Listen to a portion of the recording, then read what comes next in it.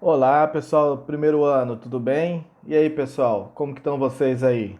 Saudade, viu? Pessoal, vamos aqui fazer nossa aula de História da Arte Romana, né? Assim como o módulo da arte romana é dividido em duas fases, assim como, aliás, a arte grega foi dividida em duas fases, a arte romana também, se vocês analisarem na apostila de vocês aí, o módulo é dividido em duas partes também, tá? Nós vamos fazer nessa aula de hoje os dois módulos da arte romana juntos, tanto a parte da arte etrusca, que foi a civilização que precedeu os romanos, quanto depois a questão da filosofia, teatro e poesia em Roma. Nós vamos fazer esses dois módulos em um só, que é o módulo 5 e 6, se eu não me engano, tá? Da apostila de vocês. Deem uma olhada aí. Antes da gente iniciar nossa aula, nossa frase do dia, né? Hoje com o sociólogo Kai Meiring, e ele diz o seguinte: o que se faz agora com as crianças é o que elas farão depois com a sociedade. Eu acho essa frase bastante pertinente, porque mostra como que a forma como a criança ela é tratada, né, como que ela reage à sociedade depois de adulta, né?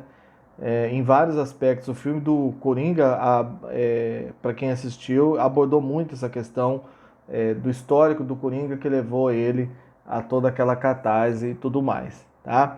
Pessoal, antes da gente iniciar nosso conteúdo de fato, trouxe aqui mais uma vez o cronograma e eu queria conversar com vocês sobre o cronograma pelo seguinte: aquele simulado que eu enviei a nota para vocês no e-mail, aquele simulado, a nota dele vale para as três disciplinas, tá? Então, a disciplina de artes, filosofia e sociologia é aquela nota lá, que foi aquele primeiro simulado que nós fizemos escrito em sala de aula, a nota dele vale para as três disciplinas, tá? Na outra semana, na primeira semana de quarentena, eu enviei uma atividade para cada disciplina, são mais 5 pontos, tá? E essas atividades do caderno, no final de cada aula tem uma atividade, tanto de artes quanto filosofia e sociologia, elas valem 4 pontos. E essas atividades que eu estou mandando online, elas somando valem 6 pontos, tá? Quem tiver dúvida pode me procurar no privado depois para a gente estar esclarecendo a questão da distribuição das notas, tá? Eu vou estar enviando para vocês, voltou aqui rapidinho que eu fui olhar a questão do meu tempo aqui, aí voltou o slide, estou adiantando novamente, tá? É, eu vou enviar para vocês depois no e-mail, tá? Esse cronograma mais detalhado por disciplina, tá? Artes, qual foram as atividades, quanto valeu cada uma, filosofia e sociologia, para a gente não ficar com nenhuma dúvida, tá? Então vamos lá, vamos iniciar aqui com a arte etrusca. Mais um recado, pessoal, antes da gente entrar no conteúdo de fato. Pessoal, eu estou aguardando de vocês aí no e-mail um retorno do que vocês estão achando das aulas, tá? Eu percebi que tem pouco acesso, poucas visualizações na aula. Já vi que a turma toda não assistiu, se eu não me engano, 12 ou 16 alunos assistiram, algumas 4 ou 5.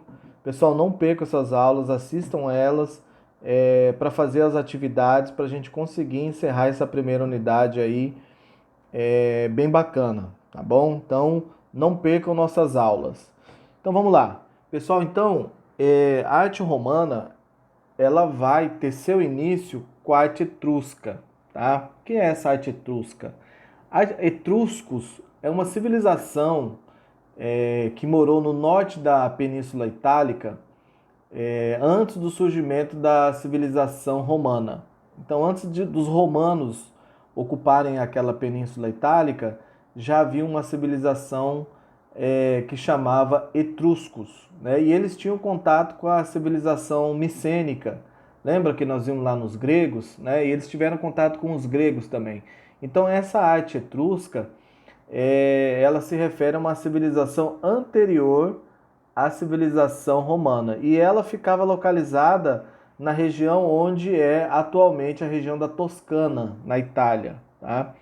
Eu trouxe um mapa aqui que vai facilitar a nossa compreensão. Então, A Península Itálica é essa aqui que parece uma bota, né? Se a gente olhar na parte de baixo, tem o mar Mediterrâneo, essa parte azul, né? Aqui tem Roma, né? Se a gente for olhar, a capital está ali, onde surgiu a civilização romana, e a arte, a civilização etrusca está mais ou menos ali onde está escrito Itália, tá vendo no mapa? Naquela região ali ficava a civilização etrusca. Ah, então, as primeiras, como que eu vou dizer assim, a primeira forma de arte, de arquitetura, de organização social que precedeu os romanos, ou seja, que veio antes do romano, foram os etruscos. Tá? Então, antes da gente entrar na arte romana, a gente vai falar um pouco de quem foi os etruscos. Tá?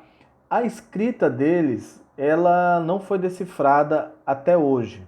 Né? Pode ser que alguém ainda consiga decifrar, mas até hoje não foi. Então, por exemplo, algumas escritas antigas, como por exemplo os hieróglifos egípcios, né, a própria escrita grega, o aramaico, essas civilizações antigas, os arqueólogos, os historiadores conseguiram fazer uma tradução, os antropólogos, né, dessa escrita. Dos etruscos até agora não. Uma escrita bastante complexa que ainda não conseguiram traduzir, né? Não consegui para entender um pouco mais dessa civilização através dos textos que foram encontrados da civilização deles. O que se tem de vestígio assim de maior destaque na civilização etrusca são os túmulos, tá? Por quê?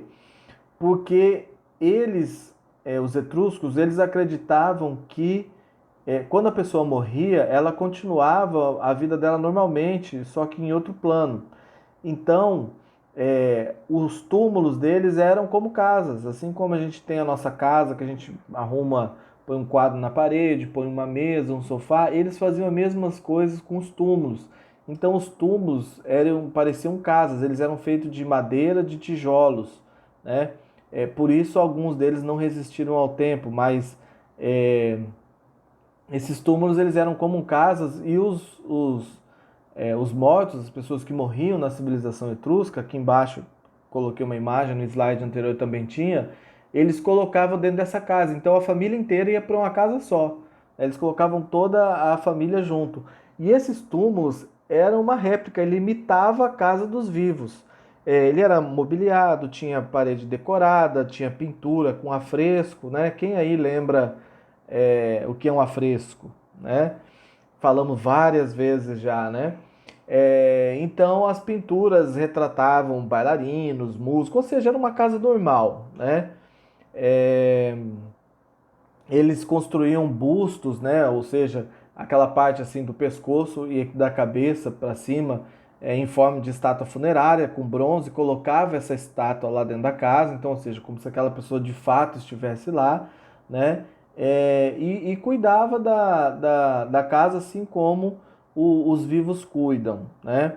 Eles desenvolviam também bastante a questão da escultura, né? A escultura, quem lembra aí essa modalidade de escultura, que nós já falamos já diversas vezes também dos assírios, lembra? Que é uma escultura que ela não é vazada, ela é colocada em cima de uma placa de bronze e ela é feita, esculpida ali, né? Então, só para a gente lembrar aqui, refrescar a memória de vocês, é um baixo relevo, né? Que mostrava o cotidiano dessa civilização etrusca, né?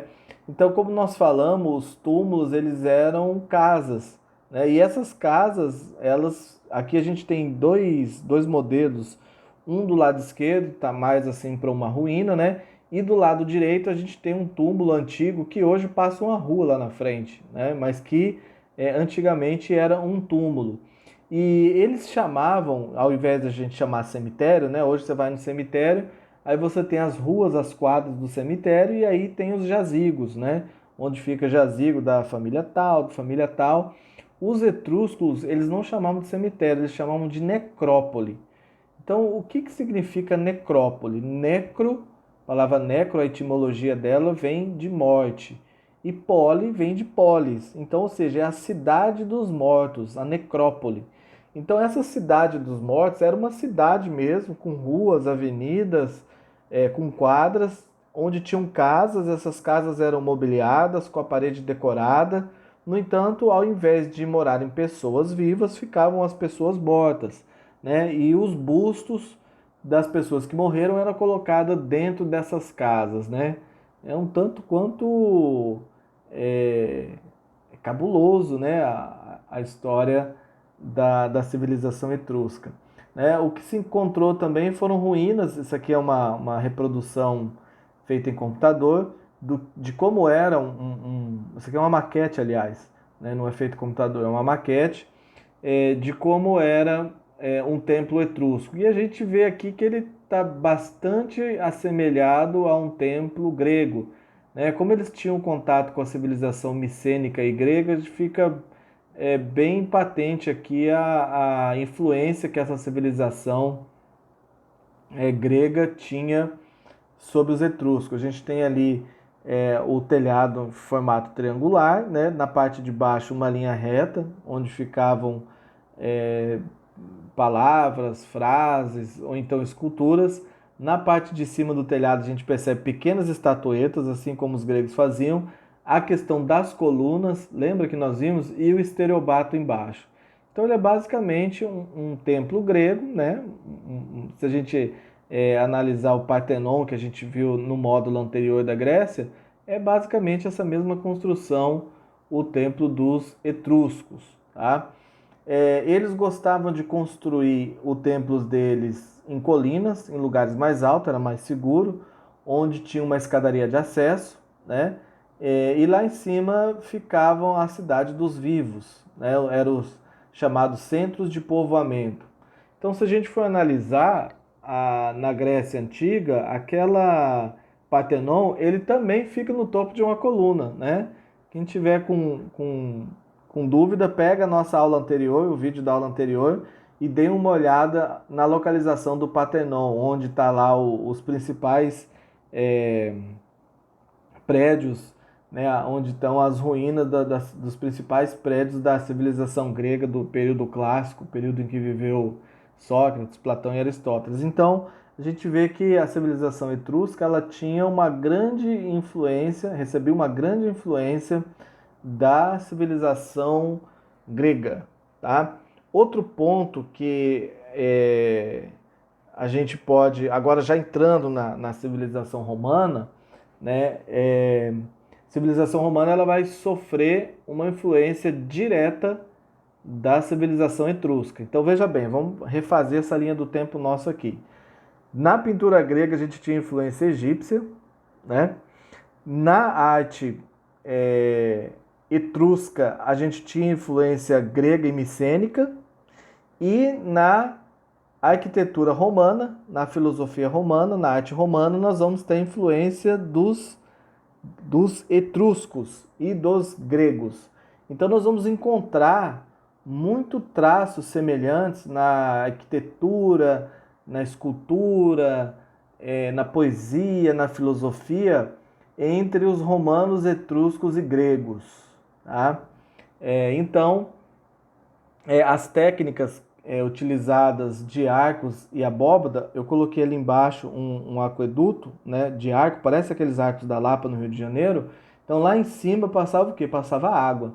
Então eles pegavam uma cidade, encontravam um local distante que tinha água e aí eles construíam esse aqueduto onde a água vinha em cima até chegar na cidade, né? E a cidade ficava abastecida de água, né?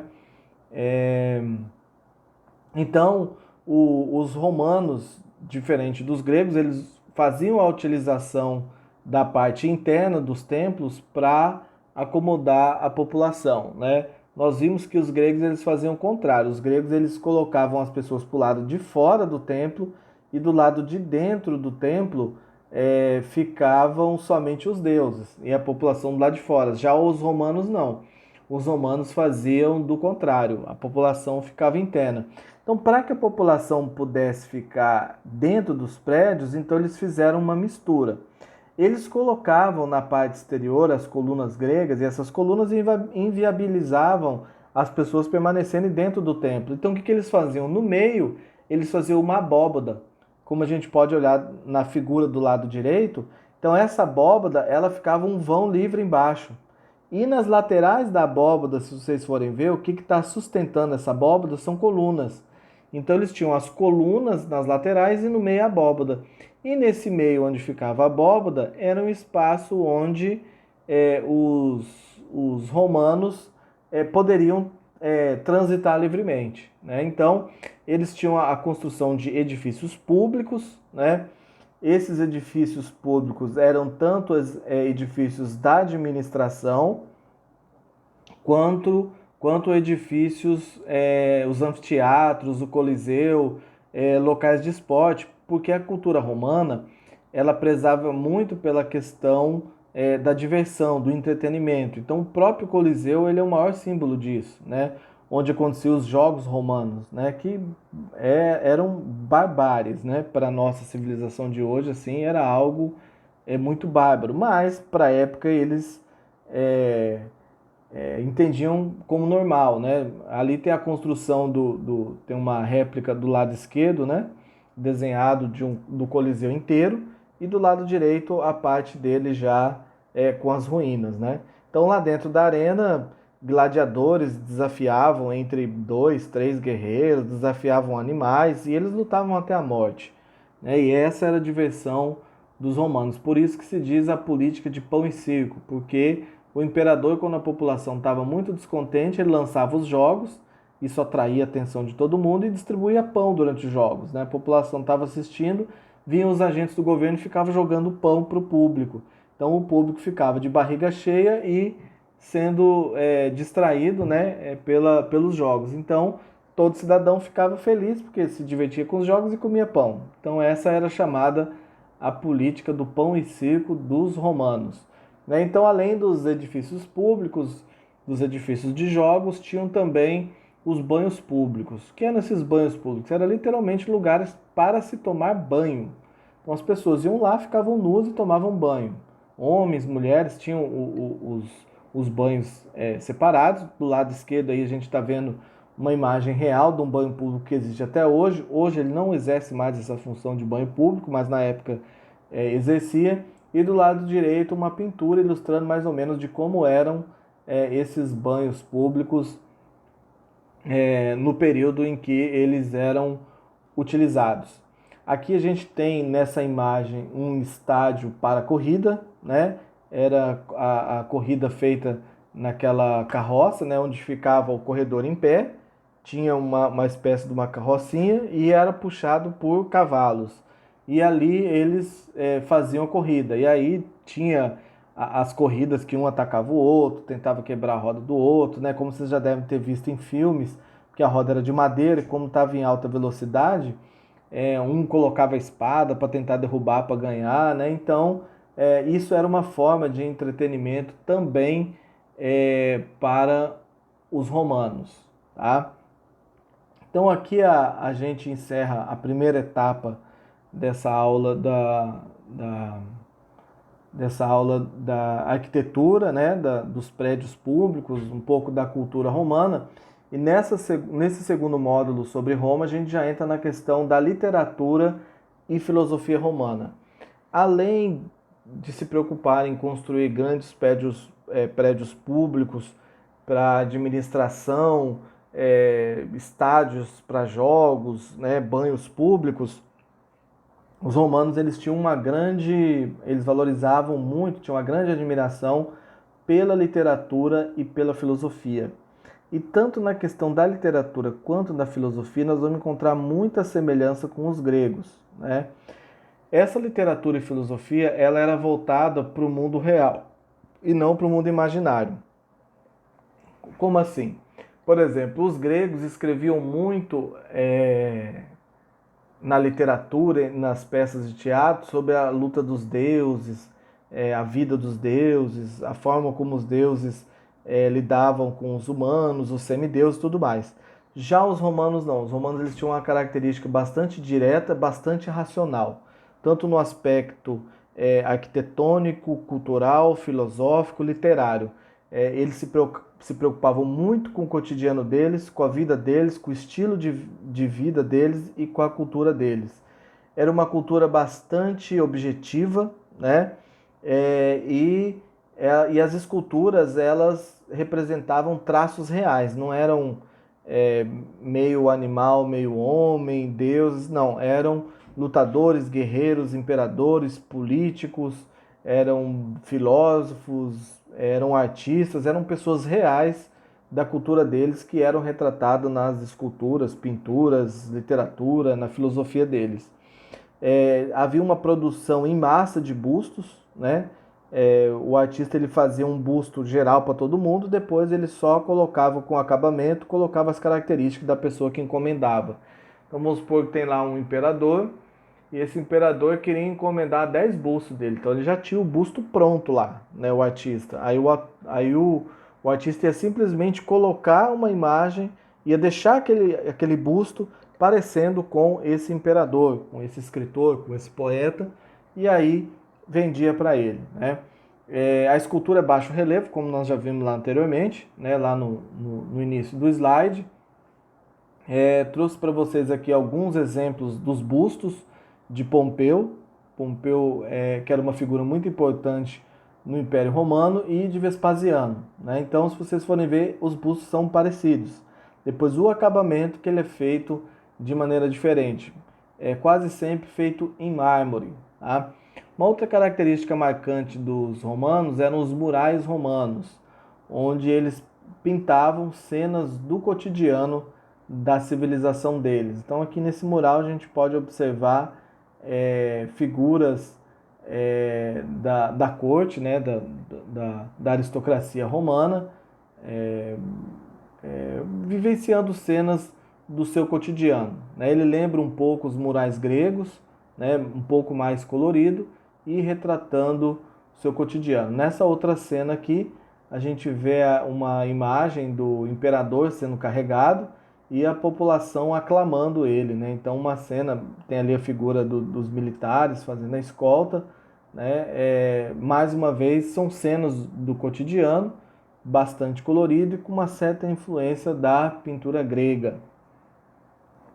Um outro aspecto muito importante da cultura romana, do período clássico romano, né, é a filosofia.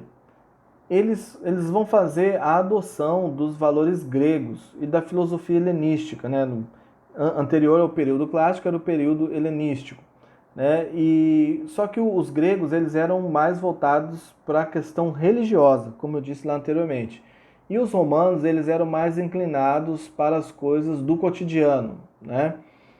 Dos filósofos mais conhecidos, a gente tem duas correntes, que é o estoicismo e o epicurismo.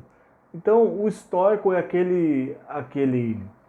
aquela corrente filosófica que defendia o uso da razão como maneira de viver, né? E o Epicuro, a filosofia epicurista, ela buscava desenvolver uma forma de pensar no mundo bastante prática, né? Os principais filósofos eram Sêneca, Epiteto, Fedro e Marco Aurélio. Sêneca, ele é da corrente do estoicismo, e ele era também da corrente do ceticismo, né? Corrente do ceticismo, a gente fazendo uma comparação com a filosofia grega, lembra que tinha Sócrates que defendia a verdade universal, e a gente tinha do outro lado Protágoras, que defendia a verdade relativa? Então, Sêneca ele vai ficar no meio, ele é um cético. Ele não acredita que haja uma verdade universal, mas que se algo for comprovado que é uma verdade universal, ele acata isso como uma verdade, né? Então é uma corrente chamada estoicismo, que é uma corrente dentro da filosofia racionalista, né? E o Sêneca fazia parte dessa corrente filosófica. Vamos agora abordar aqui alguns aspectos da história de Roma, né? Então, alguns dos principais pensadores romanos, Júlio César, Tito Livio, Plutarco e Suetônio, né? Então, essa história era narrada os grandes feitos, as grandes conquistas, a expansão, né, o tamanho do império, tudo isso era elementos que compunham a história dos romanos. E na literatura a gente vai ter três gêneros que se destacam, né? Que é a poesia épica. O que é a poesia épica? Essa poesia épica são as grandes conquistas, os grandes fatos, né? Os grandes acontecimentos da história romana, né? Uma grande conquista, uma grande expansão, né? Uma grande avanço, um crescimento do império, é uma poesia épica. A lírica, que narra histórias de amor, e a satírica, que é uma espécie é, de cômica, uma crítica engraçada, debochada do cotidiano da civilização romana. Então a gente tem Virgílio, que é o autor de Eneida. Ele conta as tradições do passado, né, dos romanos, então ela poderia entrar como uma poesia épica. Petrônico, que é o autor de Satiricon, era uma crítica humorada ao império, né, entra dentro da poesia satírica. Tinha Horácio, atacava a corrupção de sua época, pode entrar no gênero satírico também, e Lucrécio, que escrevia sobre combinação dos átomos, né, que aí a gente pode entrar no gênero de poesia épica. Tá? E para a gente finalizar, né, é, essas, essas poesias, elas eram escritas em forma épica, forma satírica, épica, né? E depois elas eram encenadas no teatro. Né? O anfitrião, algumas das peças de Plauto, o anfitrião, o soldado fanfarrão, os cativos, eles abordavam aspectos da cultura romana, como a questão do direito, os ensinamentos militares e a vida urbana. Tá bom, pessoal? Após assistir essa aula, façam as atividades da apostila aí, dos dois módulos de Roma, tá? E qualquer dúvida, entre em contato no e-mail lá que eu vou estar à disposição atendendo vocês. Tá bom, pessoal? Forte abraço aí. Qualquer dúvida, eu estou aqui atendendo. Até mais.